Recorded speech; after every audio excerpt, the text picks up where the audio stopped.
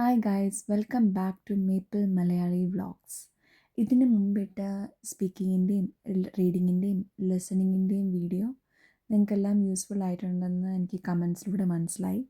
അപ്പോൾ ലാസ്റ്റ് ഞാൻ സ്പീക്കിങ്ങിൻ്റെ വീഡിയോ ചെയ്തുകൊണ്ടിരുന്ന സമയത്ത് എനിക്ക് കുറച്ച് കാര്യങ്ങൾ കംപ്ലീറ്റ് ആക്കാൻ പറ്റിയില്ലായിരുന്നു. ഓൾറെഡി 10 മിനിറ്റ്സ് ആയതുകൊണ്ട്.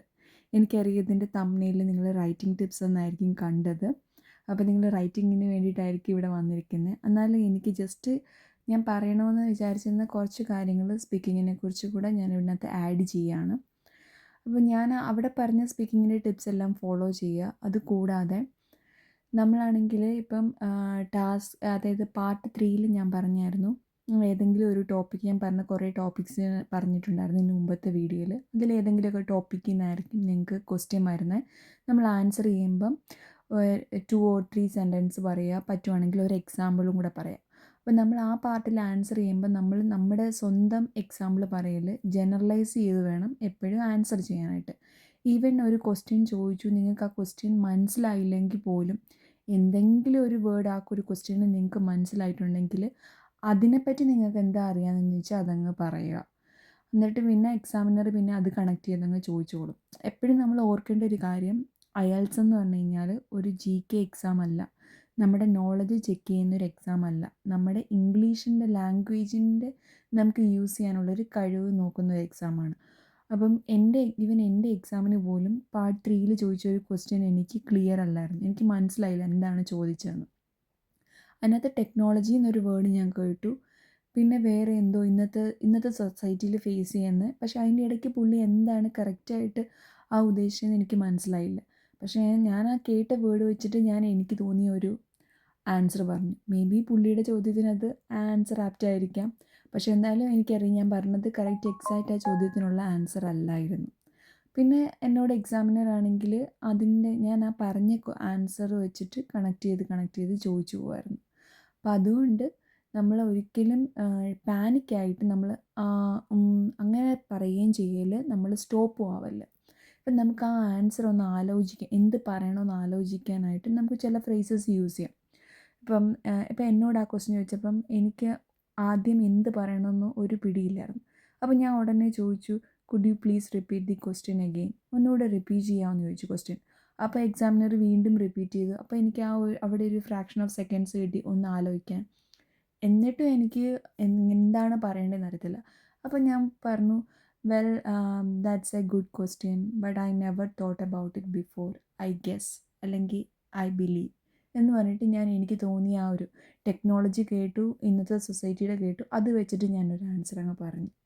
അപ്പം നമുക്ക് അറിയാത്തൊരു ചോദ്യം ചോദിച്ചാൽ പോലും അപ്പം എന്താണോ ആ ക്വസ്റ്റ്യനിൽ നിന്ന് നമുക്ക് മനസ്സിലായിട്ടുള്ള പോയിൻ്റ് എന്താണോ അതിൽ പിടിച്ചങ്ങ് ആൻസർ പറയുക. നമ്മൾ കോൺഫിഡൻ്റ് ആയിട്ട് ആൻസർ പറഞ്ഞാൽ മതി. പിന്നെ നമുക്കറിയാത്ത ഭയങ്കര ഡിഫിക്കൾട്ടായിട്ടുള്ള വേർഡ്സ്, പിന്നെ ഭയങ്കര കോംപ്ലിക്കേറ്റഡ് ആയിട്ടുള്ള സെൻറ്റൻസ്, ഇതൊന്നും യൂസ് ചെയ്യില്ല. സിമ്പിളായിട്ട് സംസാരിച്ചാൽ മതി. നമ്മുടെ സ്പീക്കിംഗ് എന്ന് പറഞ്ഞു കഴിഞ്ഞാൽ നല്ലപോലെ നമ്മൾ കാഷ്വലായിട്ട് നെർവസ് ആകാതെ നല്ലപോലെ എൻഗേജ് ചെയ്ത് സംസാരിച്ചാൽ ഈസി ആയിട്ട് നമുക്ക് ബാൻഡ് 7 അല്ലെങ്കിൽ 7ന് മുകളിലോട്ട് സ്കോർ ചെയ്യാനായിട്ട് പറ്റും. അപ്പോൾ ഇത്രയും ടിപ്സാണ് എനിക്ക് എക്സാം അറ്റൻഡ് ചെയ്തതിൽ നിന്ന് തോന്നിയത്. ഇനി നമുക്ക് റൈറ്റിങ്ങിനെ പറ്റി പറയാം. റൈറ്റിങ്ങിനകത്ത് 2 ടാസ്ക്കാണുള്ളത്, ടാസ്ക് 1ഉം ടാസ്ക് 2ഉം. ടാസ്ക് 1-നകത്തെന്ന് പറഞ്ഞു കഴിഞ്ഞാൽ ലെറ്ററാണ്, ടാസ്ക് 2-നകത്ത് എസ്സേ ആണ്. അപ്പം നമ്മൾ ഈ റൈറ്റിങ്ങിനകത്ത് നല്ല വൊക്കാബുലറി വേർഡ്സ് വേണം, പിന്നെ കോംപ്ലെക്സ് സെൻറ്റൻസ് വേണം, കോമ്പൗണ്ട് സെൻറ്റൻസ് വേണം, പിന്നെ വേർഡ്സ് ഇങ്ങനെ റെപ്പിറ്റിഷൻ ചെയ്യാതെ അതിൻ്റെ സിനോണിംസ് യൂസ് ചെയ്യണം. ഇതൊക്കെയാണ് പിന്നെ നമ്മുടെ ഗ്രാമർ, ഇതൊക്കെയാണ് നമ്മൾ മെയിൻലി ശ്രദ്ധിക്കേണ്ടത് നമുക്ക് സ്കോർ കൂട്ടാനായിട്ട്. അപ്പോൾ ഞാൻ ഇതിനകത്ത് ഈ ടാസ്കിനെ പറ്റി എക്സ്പ്ലെയിൻ ചെയ്യുന്നതിന് മുമ്പ് എന്താണ് കോമ്പൗണ്ട് സെൻറ്റൻസ്, എന്താണ് കോംപ്ലെക്സ് സെൻറ്റൻസ് എന്ന് പറയാം. കാരണം അതൊക്കെയാണ് മെയിനായിട്ട് ഇമ്പോർട്ടൻ്റ് ആയിട്ടുള്ള കാര്യം നമ്മുടെ സ്കോർ കൂട്ടാനുള്ളത്. അപ്പോൾ ഈ കോമ്പൗണ്ട് സെൻറ്റൻസ് എന്ന് പറയുമ്പോഴത്തേക്ക് നമുക്കാണെങ്കിൽ ഈ 7 കോർഡിനേറ്റിംഗ് കൺജങ്ഷൻസ് ഉണ്ട്. അത് യൂസ് ചെയ്തിട്ടാണ് നമ്മൾ കോമ്പൗണ്ട് സെൻറ്റൻസ് ഉണ്ടാക്കുന്നത്.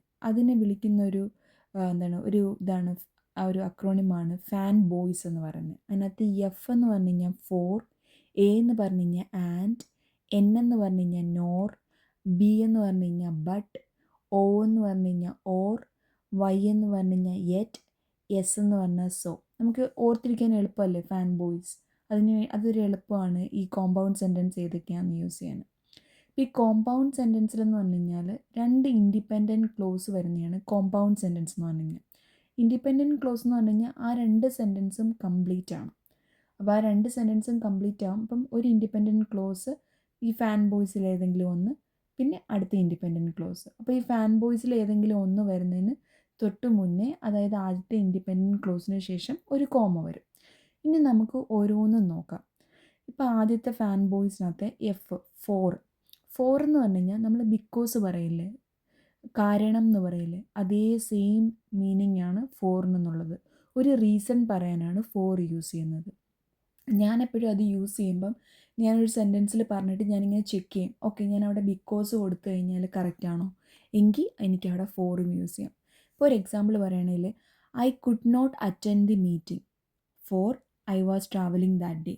എനിക്ക് മീറ്റിംഗ് അറ്റൻഡ് ചെയ്യാൻ പറ്റിയില്ല, കാരണം ഞാൻ ആ ദിവസം ട്രാവൽ ചെയ്യുമായിരുന്നു. ആ ഫോറിന് പകരം ബിക്കോസ് ഇട്ട് നോക്കി, കറക്റ്റ് അല്ലേ? I could not attend the meeting because I was travelling that day. Same അത് തന്നെ, കാരണം പറയാനായിട്ട് ഫോർ യൂസ് ചെയ്യുക. നമ്മുടെ ഈ റൈറ്റിങ്ങിനകത്ത് നമ്മുടെ ഈ പങ്ക്ച്വേഷൻസ് എല്ലാം ഭയങ്കര ഇമ്പോർട്ടൻ്റ് ആണ്. അതുകൊണ്ട് ഞാൻ എടുത്ത് പറയുന്നത്, ഈ compound sentence means independent clause, comma, fan ബോയ്സിലെ ആ ഒരു ഏതാണോ യൂസ് ചെയ്യുന്നത് ആ ഫാൻ ബോയ്സിൽ F, for, and, nor, but, or, yet, so, അത് ആ ഒരു അതിലേതാണോ യൂസ് ചെയ്യുന്നത് അത് കഴിഞ്ഞ് അടുത്ത ഇൻഡിപെൻഡൻറ്റ് ക്ലോസ്. അപ്പോൾ 2 സൈഡിലും കംപ്ലീറ്റ് സെൻറ്റൻസ് ആയിരിക്കും. ഇപ്പോൾ ഞാൻ ഈ പറഞ്ഞ എക്സാമ്പിളിൽ നോക്കി, I could not attend the meeting, എനിക്ക് മീറ്റിംഗ് അറ്റൻഡ് ചെയ്യാൻ പറ്റിയില്ല, അതൊരു കംപ്ലീറ്റ് സെൻറ്റൻസ് ആണ്.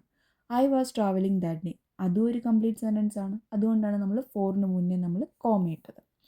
അടുത്തത് ഫാൻ ബോയ്സിനകത്ത് എ എന്ന് പറഞ്ഞു കഴിഞ്ഞാൽ ആൻഡ്. നമുക്കറിയാം ആൻഡ് നമ്മൾ എപ്പോഴാണ് യൂസ് ചെയ്യുന്നത്, ഇൻഫോർമേഷൻ ആഡ് ചെയ്യാൻ വേണ്ടി യൂസ് ചെയ്യുന്നതാണ്.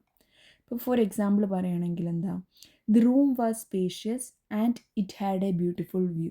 ഇങ്ങനെ റൂം ഭയങ്കര സ്പേഷ്യസ് ആയിരുന്നു, അതിന് പിന്നെ നല്ലൊരു ബ്യൂട്ടിഫുൾ ആയിട്ടുള്ളൊരു വ്യൂ ഉണ്ടായിരുന്നു. ആദ്യത്തെ ഒരു ഇൻഫർമേഷൻ പറഞ്ഞു, അടുത്ത ആ റൂമിനെ ഡിസ്ക്രൈബ് ചെയ്യാനായിട്ട് നമ്മൾ ആൻഡ് ഉപയോഗിച്ചു. ആൻഡിൻ്റെ അപ്പുറവും ഇപ്പുറവും എന്താണ്, കംപ്ലീറ്റ് സെൻറ്റൻസ് ആണ്. അതുകൊണ്ട് നമ്മൾ ആൻഡിന് മുന്നേ കോമ ഇട്ടു.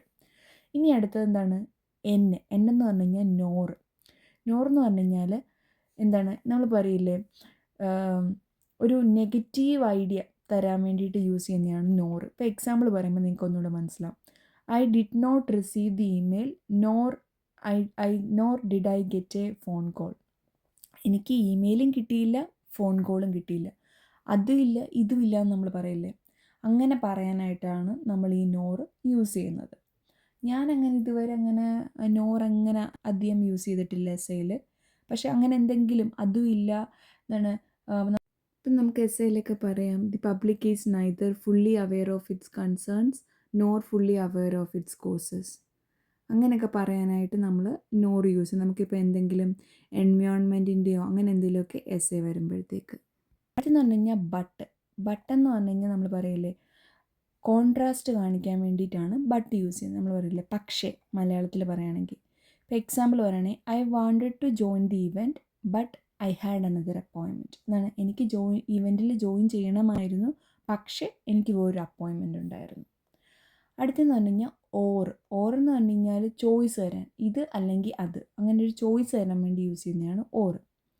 അപ്പോൾ ഓർ നമുക്കൊരു എക്സാമ്പിൾ പറയുകയാണെങ്കിൽ you can contact me by phone or you can send an email. എന്താണ്, എന്നെ നിനക്ക് ഒരു ഫോൺ വഴി കോണ്ടാക്ട് ചെയ്യാം, അല്ലെങ്കിൽ ഇമെയിൽ വഴി കോണ്ടാക്ട് ചെയ്യാം. അടുത്തെന്ന് പറഞ്ഞു കഴിഞ്ഞാൽ എന്ന് പറഞ്ഞു കഴിഞ്ഞാൽ ബട്ടിൻ്റെ തന്നെ അതേ മീനിങ് ആണ്. എന്ന് പറഞ്ഞു കഴിഞ്ഞാൽ പക്ഷേ എന്ന് നമ്മളിപ്പോൾ ഒരു സെൻറ്റൻസ് ഉണ്ടാക്കുമ്പോൾ ഞാൻ മുമ്പേ പറഞ്ഞില്ലേ ഫോറിന് പകരം ബിക്കോസ് ഇട്ട് നോക്കാൻ, അതുപോലെ ബട്ട് ഇങ്ങനെ പറയുന്നിടത്താണെങ്കിൽ നമുക്ക് യൂസ് ചെയ്യാം. അതും കോൺട്രാസ്റ്റ് കാണിക്കാനായിട്ട് യൂസ് ചെയ്യുന്നതാണ്. ഇപ്പോൾ the instructions were clear yet the task was still confusing. ഇതാണ്, ഇൻസ്ട്രക്ഷൻസ് ക്ലിയർ ആയിരുന്നു, പക്ഷേ എന്താണ് ടാസ്ക് സ്റ്റിൽ കൺഫ്യൂസിങ് ആയിരുന്നു. ഇനി ലാസ്റ്റ് വൺ എന്ന് പറഞ്ഞു കഴിഞ്ഞാൽ സോ എന്ന് പറഞ്ഞു കഴിഞ്ഞാൽ നമ്മളൊരു റിസൾട്ട് പറയാൻ വേണ്ടിയിട്ട് യൂസ് ചെയ്യുന്നതാണ്. ഇപ്പോൾ the service was unsatisfactory so I decide to file a complaint. Service എന്താണ് സാറ്റിസ്ഫാക്ടറി ആയിരുന്നില്ല, അതിനാൽ നമ്മൾ പറയില്ല, അതിനാൽ ഞാനൊരു കംപ്ലൈൻറ്റ് ഫയൽ ചെയ്യാനായിട്ട് ഡിസൈഡ് ചെയ്തു. ഇതാണ് ഇതിൻ്റെ യൂസേജ് എന്ന് പറയുന്നത്. അപ്പം ഞാൻ ഈ വീഡിയോയുടെ അവസാനം കുറച്ച് നിങ്ങൾക്ക് പ്രാക്ടീസ് ചെയ്ത് നോക്കാനായിട്ട് കുറച്ച് ക്വസ്റ്റ്യൻസ് കൊടുത്തേക്കാം. നിങ്ങൾക്ക് കമൻസിലൂടെ നിങ്ങൾക്ക് ആ ആൻസേഴ്സ് പറഞ്ഞു കഴിഞ്ഞാൽ ഞാനത് കറക്റ്റ് ആണോ എന്നുള്ള കാര്യം ചെക്ക് ചെയ്തിട്ട് പറയുന്നതായിരിക്കും. അപ്പോൾ അടുത്ത വീഡിയോയിൽ ഞാൻ കോംപ്ലക്സ് സെൻറ്റൻസ് കുറച്ച് കോമൺ ആയിട്ട് യൂസ് ചെയ്യുന്ന സിനോണിംസും എല്ലാം പറഞ്ഞിട്ട് ചെയ്യുന്നതായിരിക്കും.